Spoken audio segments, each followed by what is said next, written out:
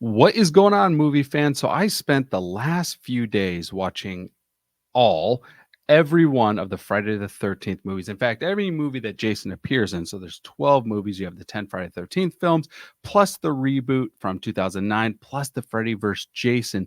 And I decided to rank all of these movies to give you a list of all the Friday the 13th movies, the quality of the movies. And I was looking at things like, what is the story? How are the characters? How good is Jason in this movie? What were the kills like? How is the actual cinematography of this film? Was it scary? Was it even meant to be scary?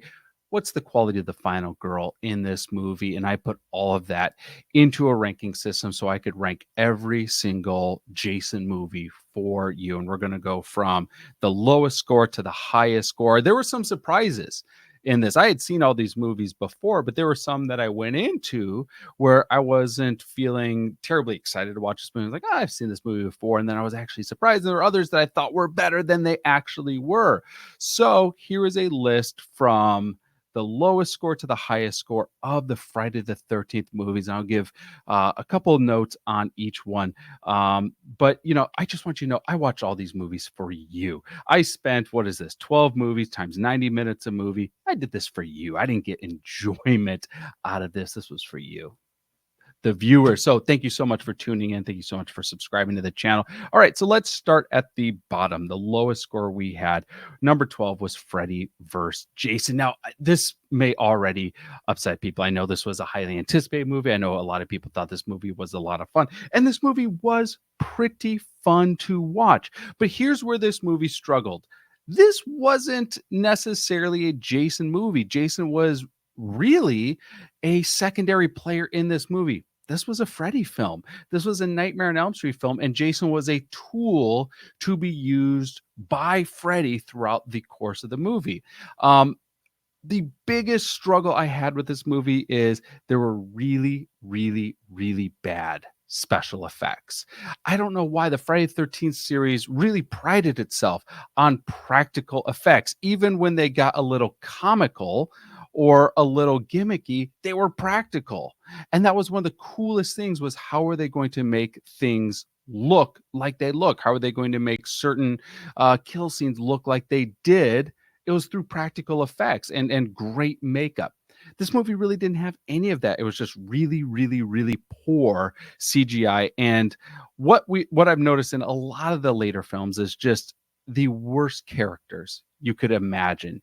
And I think the idea going into is, well, let's make you root for Freddy, or let's make you root for Jason. We were going to do that already. Please, as fans, do us the service of giving us good characters that you're putting into this. But they came up with the most cliche, one note, abysmal, annoying characters that you just didn't even want to have any connection with. So at the bottom of the list is Freddy vs. Jason. All right, moving one spot up is A New Beginning. Now, as I was watching A New Beginning, there's parts of this movie that I thought were decent. I thought the kills were okay. I thought the practical effects were okay. The biggest complaint people have in this movie is, well, there's no Jason in it. That we're kind of hit with this weird third act reveal that, oh, this was just a copycat killer. And yeah, that kind of sullies the whole movie. But the movie had other areas that were struggling. The characters were not really that interesting. You don't really have a good final girl. The Tommy Jarvis character, out of the three Tommy Jarvises that we're served with in parts 4, 5, and 6, this is the weakest of the three. And really, Jason wasn't in the movies, so we're kind of spoiled at the end. So part 5 had a lot that it was coming up against. All right, moving up one spot to number 10. And this might upset people too, because, Jason X has become a little bit of a cult classic. I remember I first saw this movie in college because this movie was so heavily pirated. I saw that. I didn't download. My roommate did. Over a year before this ever hit theaters. And I was surprised then, and even more surprised now, at how poor the graphic elements are in this movie. It looks like a made-for-TV sci-fi movie that they threw Jason in. And it's unfortunate because there are elements of this movie that are kind of cool. The kill scenes are really inventive, they're really graphic, they're pretty gory, they're pretty funny. And the Jason, Kane Hodder's Jason is really cool in this, especially when he gets that upgrade. Like those are cool elements of this. But similar to Freddy vs. Jason, the characters are awful. They're so annoying, and you can't even tell the difference between most of the characters. The final girl, which is Rowan, and she appears at the beginning of the movie, and then she's kind of thawed out of cryostasis, much like Jason was. She doesn't do anything in this movie. There's not really much in regards to character or story. This is not a scary movie. It wasn't meant to be a scary movie, but it's like, what are we going to do? And at least give us some decent characters in this movie that we can get behind. And we just had really annoying actors that kind of like ruined what could have been a really fun. Like, I get it, this is supposed to be schlocky, but you can still do schlocky well. All right, moving up to number 9 is Jason Takes Manhattan. This is another very maligned entry in the Friday the 13th series. And if you see me looking down, it's because I legitimately was creating a spreadsheet of notes on each of the movies. Okay, the biggest complaint people have with part 8, Jason Takes Manhattan, is it's not even in Manhattan. There's a few scenes that were shot probably by a B crew on, in and around Times Square. The rest of the movie is either taking place on a boat or filmed, I think it was in Vancouver. Outside of that, the movie did have other areas of difficulty. Number one, it's not really much of a story here. Not that you need a big story for a Jason movie, but this one was particularly bad when it came to story and setup. You had, once again, kind of one note, kind of annoying characters. Wasn't as scary. They tried to go a little more serious with this one until the third act. So which is it? We're kind of playing in both camps, so we're not really choosing one side or the other. We want to be gimmicky or we want to be scary. Most of the movie, they tried to make it, more of a traditional horror slasher film, and then they tried to make it a little more schlocky in the third act. On the plus side, the effects were pretty good in this movie.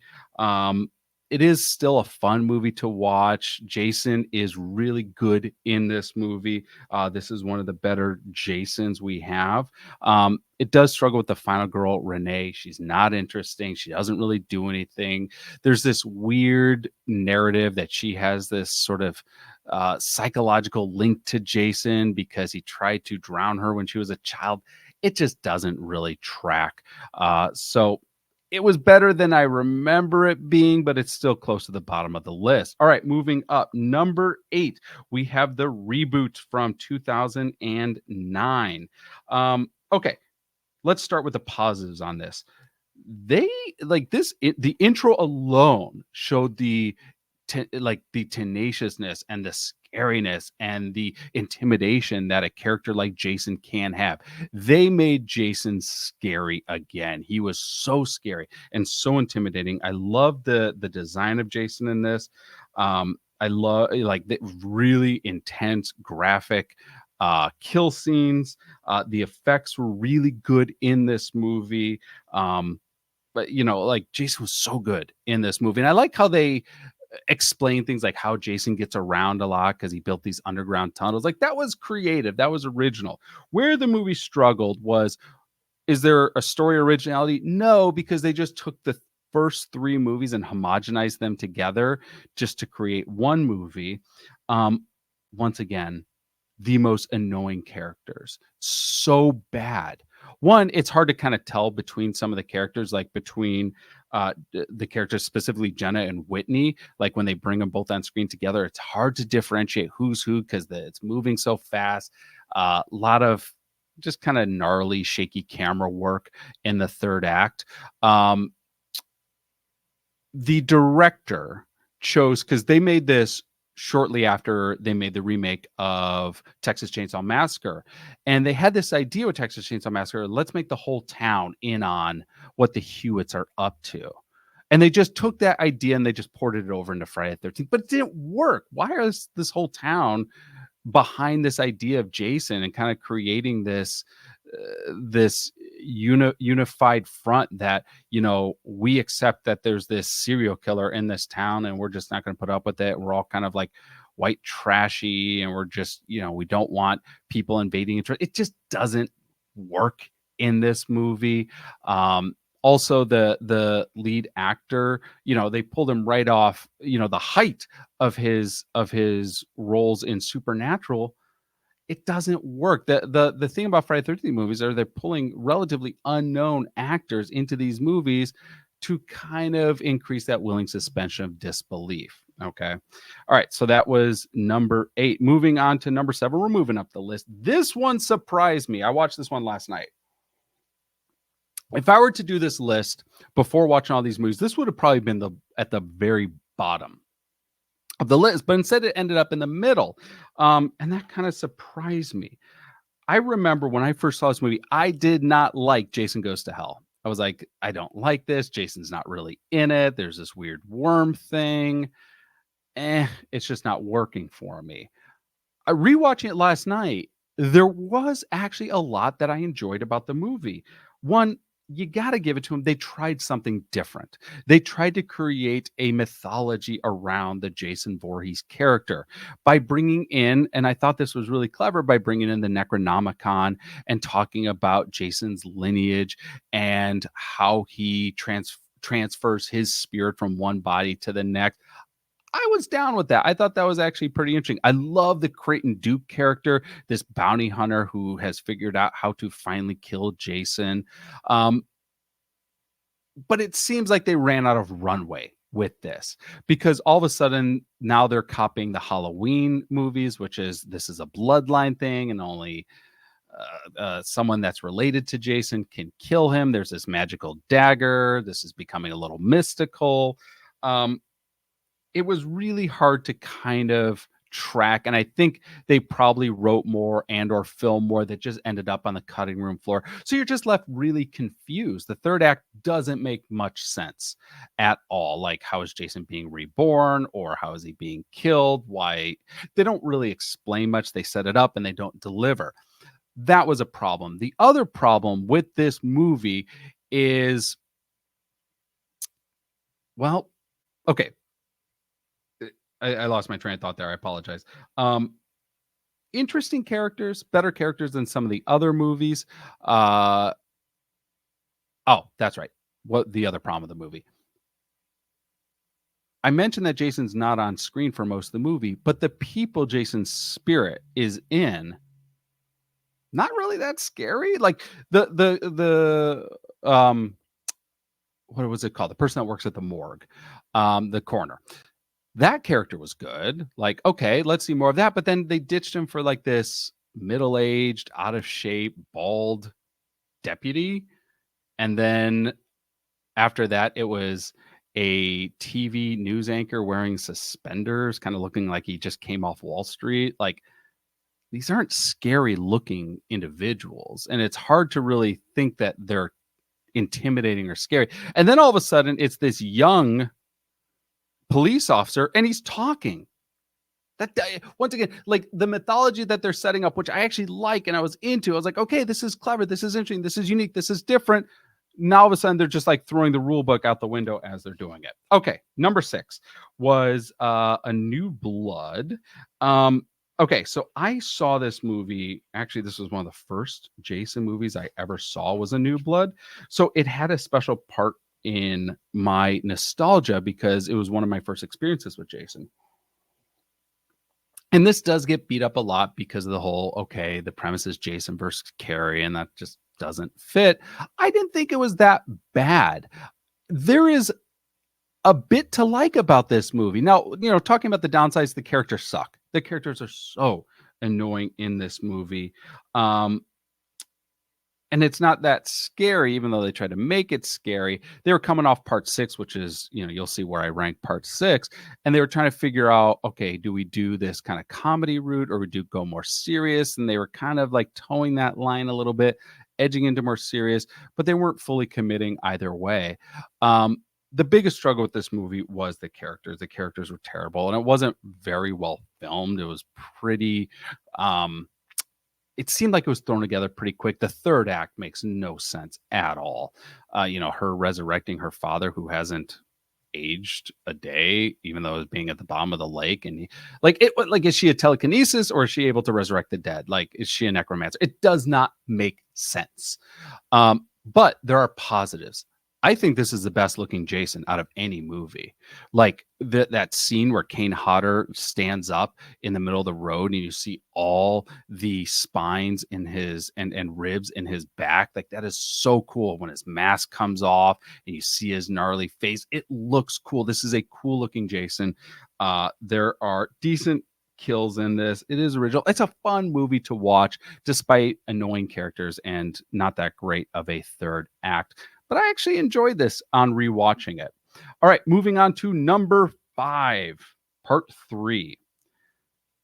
Their attempt at 3D. Okay, so let's start with the positives in part 3. The Jason is so intense. Like, yeah, he gets his hockey mask. He is brutal in this movie. He is a serial killer in this movie. And I really attribute, like, this is why I think it was this movie, which is why they're like, oh, we got to make a ton of movies with this character. Like, we have to cash in this killer in the hockey mask. It was so effective in this movie. The kill scenes were really cool. The practical effects were awesome in this movie. Where this movie struggled, zero character development, of really, really annoying and bad acting final girl. Also, because they were trying to film this in 3D, which is, it's gimmicky. They were trying to play on what was popular at the time. And there were some things that was like, oh, like the eye popping out. Like, I was like, oh, that's really cool. That's fun. But overall, it meant that they had to film it being very bright. So even though it's night, it's very bright in all the scenes, which kind of removes that atmospheric tension. It feels very filmed on set versus being on a location. And that's really just because of how much they had to light this thing. So it just doesn't look as well as some of the others. All right, moving up the list, number 4. At number 4 is part 2, starting with the positives. This movie, part 2, had probably my favorite final girl in Ginny. She's smart, she's witty, she has an arc, she's resourceful, she's highly intelligent. She's the one who's able to trick Jason. The very iconic scene of her putting on the mother's sweater and tricking Jason into believing she is his mother. Like, this is a great final girl, and they should have had her back for more of these installments. But overall, there's a pretty diverse group of characters in this movie, and you get a sense to know who each of them are. Jason is pretty intense in the movie. The kills are pretty interesting in the movie. It's filmed really well. It's a very creepy movie. So overall, this was a really fun watch, and I enjoyed this more on this rewatch than I think I ever have before. All right, now we're heading into the top 3, and we begin with the OG, the original Friday the 13th from 1980. I really enjoyed watching this movie on a rewatch.